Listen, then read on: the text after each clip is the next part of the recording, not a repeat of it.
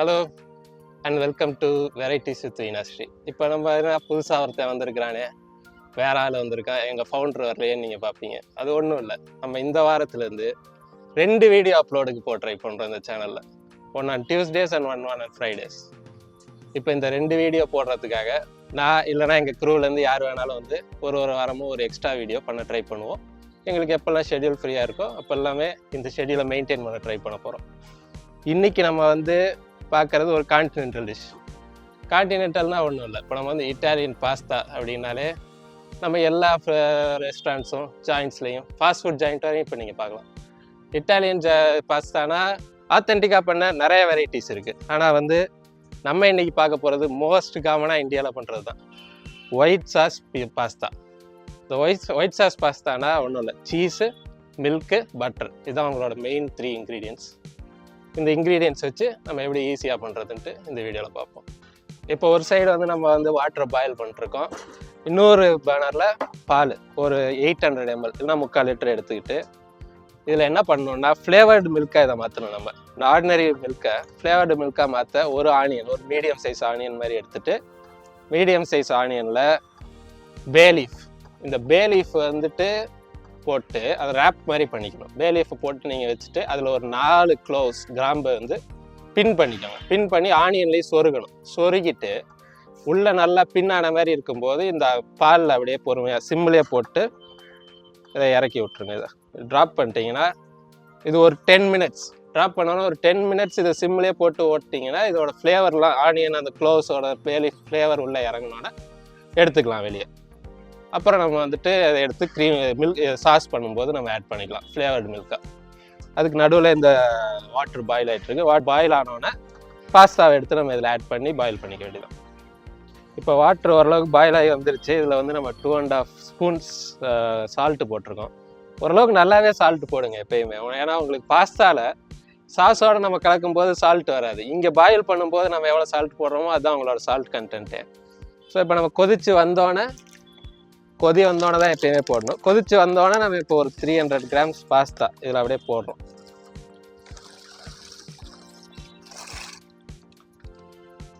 போட்டு மறுபடியும் இதை அப்படியே பாயில் ஆக விடுங்க. ஒரு 15 மினிட்ஸ் மேக்ஸிமம் இது பாயில் ஆக விட்டிங்கன்னா ஒரு ரப்பரி கன்சிஸ்டன்சி வரும். அந்த கன்சிஸ்டன்சி வந்தோடனே நம்ம எடுத்து வேறு வெசலில் இதை மாற்றி வச்சுக்க வேண்டியதுதான். அதே நேரம் இங்கே வந்துட்டு மில்க்கு இப்போ தான் வந்துட்டு கொதி வந்துட்டு இருக்கு. இந்த கொதி வந்தோடனே பாயில் ஆகிட்டு ஒரு 5 to 10 மினிட்ஸ் இந்த ஃப்ளேவர் இறங்குறதுக்கு, ஆனியன் ஃப்ளேவர் இறங்குறதுக்கு இறங்கிடுச்சுன்னா நம்ம வந்து சாஸ் பெஷமல் சாஸ் செய்ய போயிடலாம்.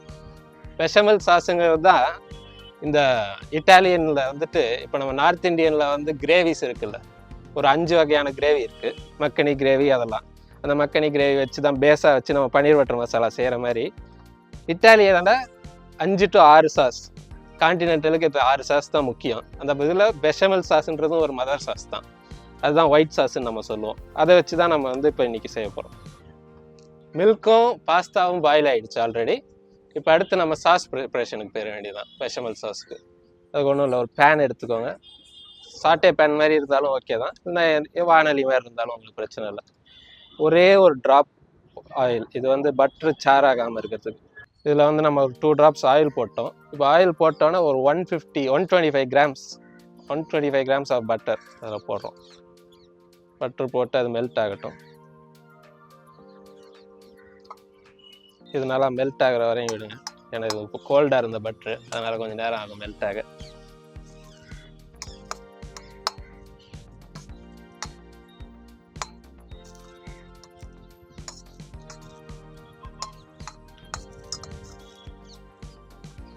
இந்த ப்ராசஸ்க்கு மோஸ்ட்லி நம்ம விஸ்க்கு யூஸ் பண்ணுறது தான் பெஸ்ட்டு.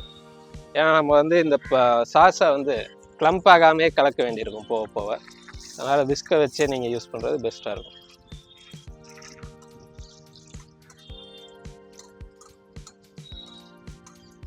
பட்டர் மெல்ட் ஆகிட்டுருக்கு. கொஞ்சம் ஸ்லோ ஃப்ளேம்லேயே வச்சு பண்ணுங்கள் இது இனிமேல், ஏன்னா வந்து இதுக்கப்புறம் தீயறதுக்கான பாசிபிலிட்டி இருக்குது. இதில் இது சார் ஆகிடுச்சுன்னா நம்மளால் அதை ரிக்கவர் பண்ண முடியாது. பட்டர் ஓரளவுக்கு மெல்ட் ஆனோன்னே சாப்டு கார்லிக், இந்த கார்லிக் வந்து ஒரு 2 இல்லைன்னா 3 இது இருந்தால் போதும் கார்லிக். அதை போடுறோம். கார்லிக்கு அப்புறம் நம்ம சாப்ட் ஆனியன்ஸ் போடுறோம். ஆனியன் வந்து உங்கள் ப்ரெஃபரன்ஸ் தான். ஏன்னா வந்து ஒரு ஆனியன் இல்லைனா ஹாஃப் ஆனியன் ஃபுல்லாக போட்டிங்கன்னா மேபி நிறையா மவுத் ஃபுல்லாக வர வாய்ப்பு இருக்குது. நான் இன்றைக்கி வந்து ஒரு 1/4 ஆஃப் ஆனியன் தான், 1/4 தான் போட போகிறேன் இன்றைக்கி சாப்ட் ஆனியன். நான் ஒரு மீடியம் சைஸ் ஆனியனில்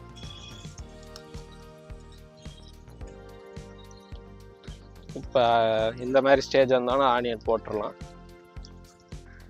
ஆனியன் போட்டு அதையும் மறுபடியும் சாட்டே பண்ணிட்டே இருக்க வேண்டியது.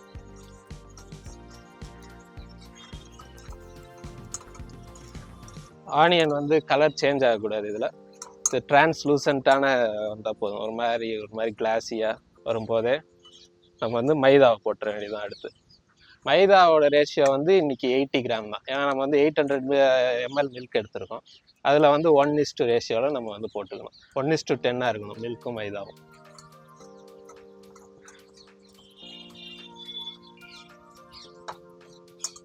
ஆனியன் இந்த அளவுக்கு குக் ஆகி வந்தோடனே போதும், கலர் சேஞ்ச் ஆக ஆரம்பிக்கக்கூடாது. அதுக்குள்ளே இப்போ நம்ம வந்து மைதா போடுறோம். 80 கிராம்ஸ் மைதா ஸோ போட்டு அப்படியே விஸ்க் பண்ணிட்டே இருக்கணும். பண்ணிங்கன்னா இது ஒரு க்ளே மாதிரி கன்சிஸ்டன்சி வரும், களிமண் அந்த மாதிரி கன்சிஸ்டன்சி வரும்போது நம்ம கொஞ்சம் கொஞ்சமாக மில்க் ஆட் பண்ண ஆரம்பிச்சிடும். மில்க் வந்து ஒரே டைமில் நீங்கள் வந்து முழுசாகவும் போடக்கூடாது. கொஞ்சம் கொஞ்சமாக போட்டு அது வந்துட்டு கிளம்ப் அப் ஆகாமல் விஸ்க் பண்ணிட்டே இருக்கணும். நீங்கள் கிண்டிகிட்டே இருந்தீங்கன்னா தான் இதாகும்.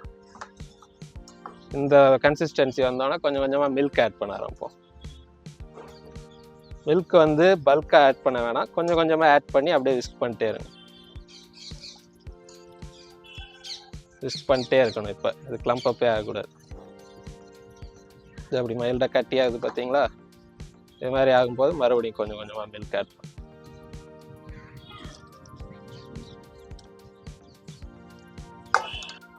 மறுபடியும் கொஞ்சம் மில்க் ஆட் பண்ணுறோம். ஆட் பண்ணிட்டு மறுபடியும் இதை மிக்ஸ் பண்ண.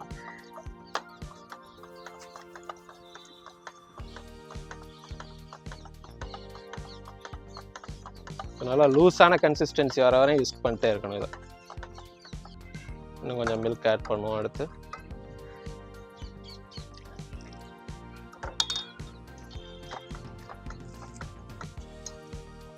கன்சிஸ்டன்சி மாறவே கூடாது. ஃப்ளேம் வந்து சிம்மர்லேயே இருக்கட்டும், ஹை ஃப்ளேம் வைக்க வேணாம்.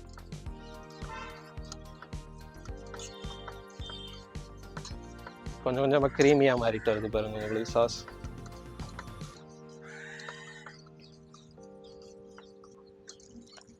இருக்கிற மொத்த மில்க்கையும் ஆட் பண்ணிடுறோம். இப்போ ஸ்லோவாக 800 ml ஆஃப் மில்க்.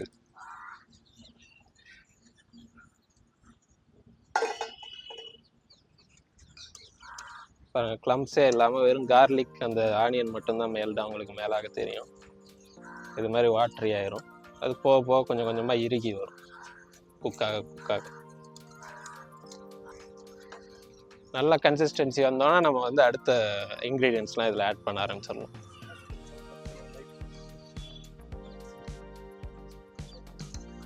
நம்ம நல்லா விஸ்க் பண்ணிட்டே இருக்கோம். நம்ம வந்து 5:45க்கு ஆரம்பித்தோம். இப்போ லைட் சைட் டிம் ஆகிடுச்சு. நம்ம டீம்ஸ் லைட்டே போட்டாங்க. ஆனால் இப்போ ஓரளவுக்கு கன்சிஸ்டன்சி வந்துருச்சு. நீங்கள் பார்த்தீங்கன்னா இப்போ இதை எடுத்து இது மாதிரி ஊற்றி பாருங்கள். அப்படியே ஊற்றணும், நடுவில் கிளம்பியாக எதுவும் வரக்கூடாது. இது மாதிரி வந்துருச்சுன்னா இந்த கன்சிஸ்டன்சி வந்தோடனே நம்ம வந்து பெப்பர் கொஞ்சம் போடுறோம்.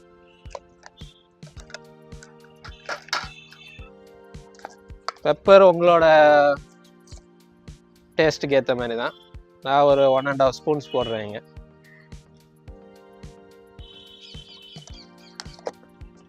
போட்டு மறுபடியும் மிக்ஸ் பண்ணுறோம். இதை மிக்ஸ் பண்ணிவிட்டு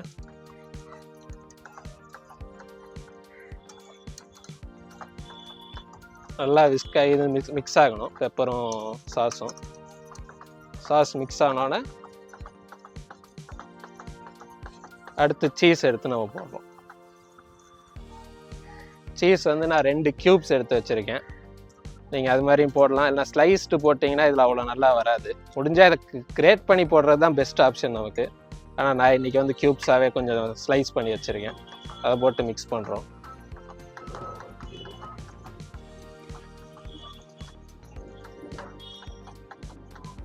அது கொஞ்சம் மெல்ட் ஆக விட்டுட்டு இந்த கன்சிஸ்டன்சிலே இருக்கும்போதே மெல்ட் ஆக விட்டு நம்ம பாஸ்தா எடுத்து போட வேண்டியதான். அடுத்து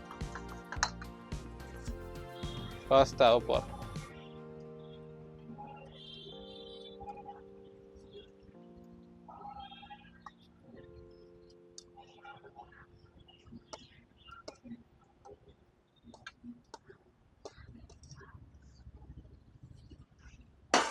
பாஸ்தா போட்டு மிக்ஸ் பண்ணுங்க.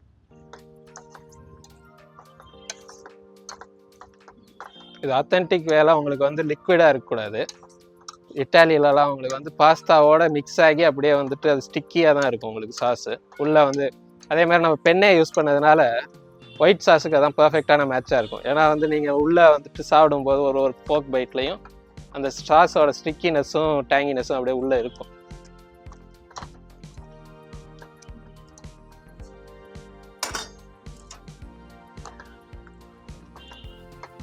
அது அப்படியே எல்லா பக்கமும் ஸ்ப்ரெட் பண்ணி விட்டோம்.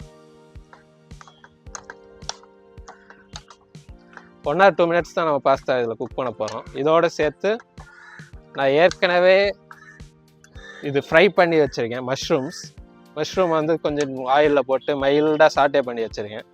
அதை நம்ம யூஸ் பண்ணுறோம்.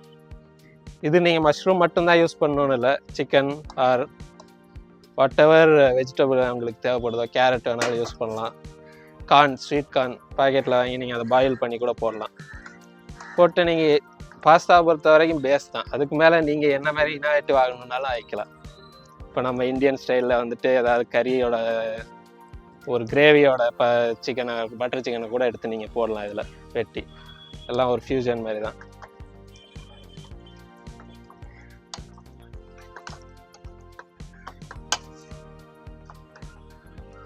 பாருங்கள், இது மாதிரி வந்து திக்கான கிரேவி மாதிரி இருக்கும் நமக்கு சாஸ்.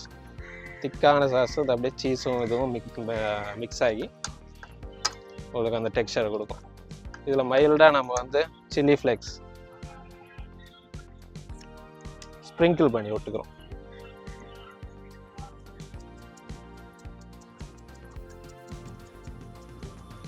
இது உங்கள் ப்ரெஃபரன்ஸ்க்கு ஏற்ற அளவுக்கு எவ்வளோ வேணாலும் போட்டுக்கலாம். ரொம்ப ஸ்பைஸியாக இருக்கணுமான்ட்டு சில்லி ஃப்ளேக்ஸ் போடுறோம். அதே மாதிரி இட்டாலியன் ஹெர்ப்ஸ், ஆரெகானோ, தைம் அதெல்லாம் வந்து நீங்கள் தனித்தனியாக வாங்கி போடுறதுனாலும் போடலாம். அப்படி இல்லைனாலும் நீங்கள் சூப்பர் மார்க்கெட்ஸில் பார்த்தீங்கன்னா இட்டாலியன் மிக்ஸுன்னே இருக்கும், சீசனிங் மிக்ஸ். அது மாதிரி இது மாதிரி ஹெர்ப் மிக்ஸ் இது மாதிரியே நீங்கள் வாங்கியும் அது ஸ்ப்ரிங்கிள் பண்ணலாம். இதுவும் கொஞ்சம் ஸ்ப்ரிங்கிள் பண்ணலாம். இது எல்லாமே உங்களுக்கு சீசனிங், ஃப்ளேவர் அண்ட் ஃப்ராக்ரன்ஸுக்கு தான். இப்போ குக்கிங் முடிஞ்சிருச்சு. ஒரு டெஸ்ட் பண்ணி பார்ப்போம் நம்ம. இப்போ பாஸ்தாங்கிறது எப்பயுமே வந்துட்டு ஒரு பிரமிட் மாதிரி தான் நீங்கள் பிளேட்டிங்கே பண்ணணும். பாஸ்தா பிளேட் தனியாக இருக்கும், அது ஒரு மாதிரி குழியாக சென்டர்லையும் எட்ஜஸ் வந்து ஃப்ளாட்டான ஒரு பிளேட் இருக்கும். நம்ம அதில் ஜாங்கான மெத்தடில் நம்ம ஒரு பவுலில் போட்டு ட்ரை பண்ணி பார்ப்போம். இப்போ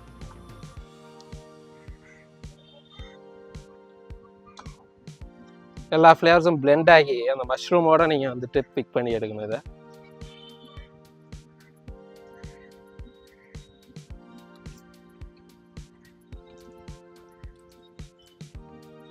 ஃப்ளேவர்ஸ் எல்லாமே நல்லா மேட்ச் ஆகிருக்கு.